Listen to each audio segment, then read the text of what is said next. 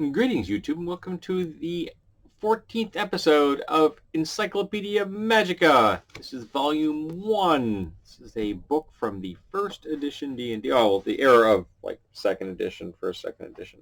Inspired by that kind of whole section. Well, we got the thingy out of the way, and now we try to remember where the hell we were. We were doing armor. Yeah, that's right, we were doing armor. And we're in the B's. The Armor of Black Flame, value 30,000 XP and 200,000 GP. That's a lot. This is from the 5 Shires. This is one of the rarest and most special magical items. It can be worn by any single being of halfling size or smaller, but cannot be worn over normal or magical armor, bulky backpacks, or like.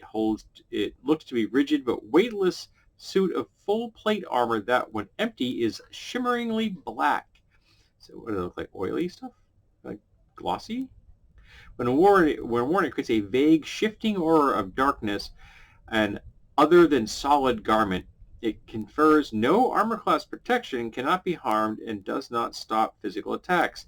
It does not encumber or blind its wearer, may be worn by any class, and its darkness conceals the features of the wearer even against magical scrutiny. Okay, the Armor of the Black Flame can be worn as long as desired, and breathing is unrestricted. It cannot be removed unless the wearer does not resist, and can only be destroyed by a disintegrate or wish spell, or the touch of a rod of cancellation. No saving throw. If destroyed, the armor dissipates utterly. It cannot be repaired or magically restored. Okay. Armor of Black Flame protects its wearer at all times from all natural and magical heat, flame, cold, and explosive attacks. I don't remember explosive attacks being a distinct kind of attack. Don't remember explosive or concussive damage ever being specified anywhere, ever, in any version of the game. A blast might hurl the wearer of the Armor of Black Flame end over end, but no damage would be suffered. The armor's weightlessness and total lack of encumbrance allows the wearer to swim, climb, and perform delicate tasks normally. That's really cool, but I guess if you're really into being around flames and cold, I don't know, its utility seems somewhat limited. I mean, it's incredibly powerful as far as the cost and the value, but I don't know what utility is. All right, then we have Armor of Blending, 500 XP, 4,000 GP. The armor looks like a normal armor, and detect magic does not reveal its special property. However, when its command word is spoken, the armor changes shape and form, appearing to be a set of normal clothing. The armor retains all of its properties and functions. It's a glamour spell from Oriental Adventures. It's just a glamour. It's the armor with a glamour on it. All right. The blue armor of Crystal Mist Mountain. This is from the Greyhawk Adventures. Cut from the hide of an adult blue dragon. It's a +3 suit, armor +3, fashioned for use by the mountain dwarves of the Crystal Mist range. Armor can be loosely hung on a human-sized character. The character loses all dexterity bonuses to his or her armor class and fights with a -2 attack penalties. Aside from the armor class bonus, the wearer saves against electrical attacks for half damage or none. What was it? 3,000 XP to make and 1,750 for GP value? Seems kind of lame to me. We have Bradley's Leather, 250 XP, 2,500 GP from the 93 Collector's Card Collection, 352. It is functioned as a standard magical suit of leather +1. It is, however, so incredibly ugly that anyone wearing it always suffers negative reactions adjustments. Well, that's funny. The Cara Duran's Smooth Hands Chainmail. Monster Mythology. The Avatar's Chain +4 confers 8% magic resistance against all spells cast by Drow. That's pretty damn powerful if you spend a lot of time going after drow, or drow if that's your particular method of uh, um, spelling. But because it's an avatar's armor, it has no value. So yeah, because it's not like you can get, it's not like you can. I guess if you kill the avatar, maybe, I don't know. Maybe if you kill a god's avatar, their armor probably disappears. The armor of charming, 1,000 XP to make, 7,500 GB to purchase, from the Dungeons and Dragons Rules Encyclopedia. When the user is hit by an opponent, the opponent must make a saving throw versus spell, or become charmed by the user of this special armor, like the wizard spells Charm Person or Charm Monster. If a handheld weapon is used in the attack, the opponent gains a +4 bonus to the saving throw. Only one victim can be charmed each day, but any number of saving throws can be made before the charm is successful. All right.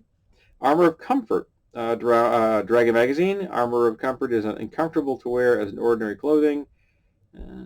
Just, what is that? The Die Hard feat? Will let you sleep in armor. Armor of Command. This finely crafted armor radiates a powerful aura of magic. When worn, the magic bestows a dignified and commanding aura about its owner. Bards wearing this armor are able to speak one command a day with the effects of a first-level priest spell command. That would be really useful for hecklers. Someone in the audience doesn't like your performance, and you can use that. People are going to shut up and listen to your act. Wizard of Concealed, the Armor of Concealed Wizardry, and it's got a wizardry, plus 300 XP, plus 1,500 GP Land of Fate. These armor types have their magical nature concealed by powerful spells, such as that they do not respond to detect magic or similar spells. Shoot, what was that? I can't. There's a non-detection. That's what I'm thinking. Non-detection. Essentially, it's a non-detection bonus. The Armor of Continual Cleanliness from Realm Space. 1,200 XP, 12,000 GP. This armor is believed to be unique. It is currently worn by a paladin named, or paladin, Kyril Alethar Pellinor. That's a son of Kairos Pellinor, third Lord of Everlund and proud servant of Tyr, or Tur. Being obsessed with cleanliness, he had a prismatic cast, a cleanliness invocation upon his plate armor +2, adding permanence to it as well. This makes his armor continuously clean. It is never dirty, nor does it rust or show blemishes. I mean, that's cool and all, but I don't know if it's worth that much, because like a prestidigitation cantrip can keep your armor clean. That would be really cheap to put on a suit of armor if you wanted it. The Armor of Coolness, 250 XP, 1,250 GP. Armor of Coolness may be worn without any discomfort due to heat and enables its wearer to operate Endure Elements. It's a one-way Endure Elements. Just get an Endure Elements bonus. That's a boost. That's all you need. That'll cover heat and cold. But I have seen abilities, class abilities, and species abilities, as well as magical items that only give you a one-way Endure Elements feature. The Armor of Cure Wounds, 5,000 XP, 40,000 GP. This is from the Rules Encyclopedia. This armor can cure half the damage the user has incurred, whatever that amount may be, once per day. It can only cure the user, not the creature. It cannot affect poisons, disease, or any other damage except that caused by wounds. That could be very healthy, very lucky to have. Like in a pitched battle, right near you're getting low, you've got 10 hit points back, boom, and suddenly you've got whatever your half hit points are. If you're a fighter, you can have 120 hit points. That suddenly you're up to 60. The Armor of the Desert Evening, 500 XP, 2,500 GP. Dragon Magazine. This Lamellar armor has no magical bonus to armor class, but it can be worn in the desert heat without all ill effects to the wearer. So it's, again, Endure Elements. The Dragon Armor, one word, 3,000 XP, 30,000 GP, Tails of the Lance. Not a real shocker there. This armor consists of a padded tunic and leggings topped by breast and shoulder plates made of dragon scale and plate mail. Thighs and shins are protected by additional plate. These attach separately. The full-size helm is a two-piece arrangement, granting protection to the back of the neck as well as face. Custom fit. Armor is considered scale armor +2. Those who wear the tunic and leggings subtract 1d6 for any cold or fire-based attacks against them. The Dragon of the Eastern, well, just Eastern Wooden Armor, or the Eastern Wooden Armor, 750 XP, 7,500 GP from Dragon Magazine. This armor closely resembles banded mail, except it is made from strips of highly flexible wood, treated and enchanted to be no more encumbrance than leather armor. It is equivalent of +1 chain, AC4, I remember that. In addition, its protection value of the armor is silent and can be concealed beneath normal clothing. Highly prized. Yeah, I can see that would be highly prized. Very handy to have armor that's, silent and can be concealed. That's page 73. 75, okay. I always check numbers when I flip pages because I get them stuck together. I mean, I do that every single time I turn a page in a book I'm reading. I always make sure I don't have the two pages stuck together. What are we at? We're at 11 minutes. The Armor of Elix. 1,000 XP, 5,000 GP from Dragon Magazine. The magical ring produces a suit of armor made of blue light around its wearer on demand. Armor is equivalent to chainmail, but is weightless. The item may be used by any class for an unlimited duration. Excuse me. That's really damn handy. I mean, equivalent of chain. I mean, it's the armor class. It's a magic armor spell. That's awesome. That's a good spell. The Armor of Electricity, Dungeons & Dragons Rules Encyclopedia, 1,500 XP, 15,000 GP. The armor can, on command, the user become charged with magical electrical force. The user is hit while charged. The attacker takes 6d6 points of electrical damage. Wow. The actor may make a saving throw versus spell. Take half. If the weapon used is an attack, a +4 bonus is the saving throw. I would only make that it was an insulated weapon. If you're using a metal weapon, that should not give you a bonus. The armor can be charged or neutralized as often as desired by using command words, but it can only cause damage discharge once per day. So yeah, you save it for a big bad. You're not when you're fighting goblins. You do when you're fighting the ogre, kind of thing. Elven Chainmail, and they give 5 different values for the different XP levels for +1 through +5, and the ratio is what? 1,200 to 7,500, 2,000 to 12,050, 3,000 to 20,000, 5,000, 30,000, 7,500 to 50,000. This is a magical armor so fine and light that it can be worn under normal clothing without revealing its presence. Can be used by wizards and thieves. Elven fighters, mages use it without restriction. However, it is rarely sized to fit anyone other than an elf or half-elf, so it's not like magical readjusting stuff.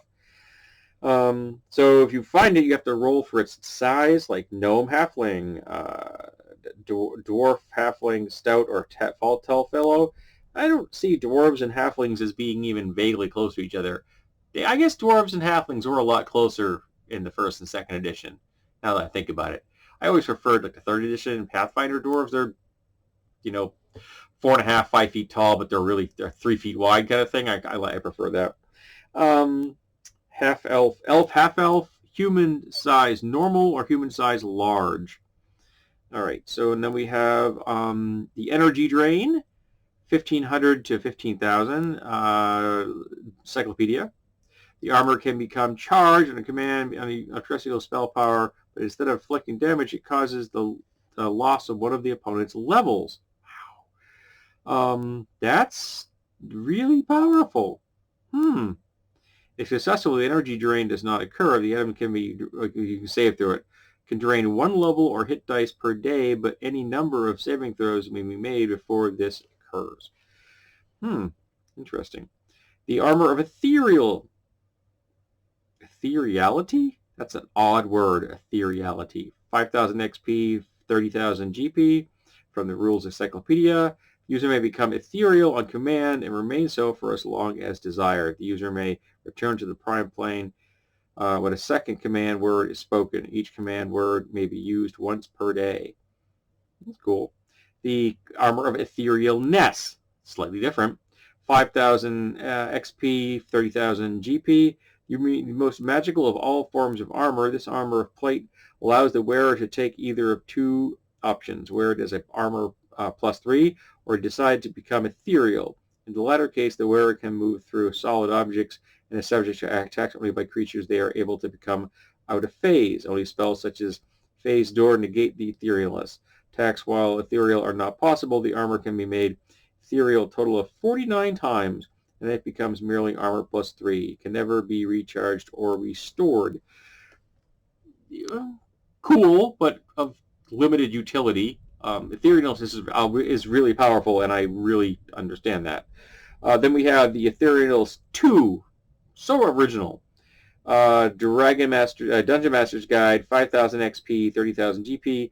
This is seemingly normal +5, but a command word is spoken. The soup enables to wear non-living items either worn or carried to become ethereal as if oil of etherealness had been used. While in the ethereal state, the wearer cannot attack. There are 20 charges placed upon the Armor of Etherealness. Once used, the armor cannot be recharged. Furthermore, every 5 uses reduce the armor by 1. Okay, well, that's not as good. So eventually you use up all 20 and you're down to a +1 armor.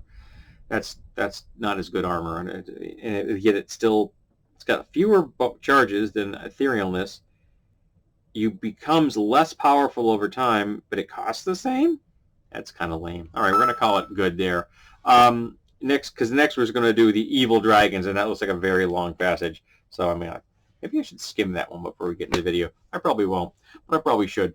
Alrighty, so this is the Encyclopedia Magica Volume 1, Episode 14. Thank you for being here. I hope you'll be here for Episode 50.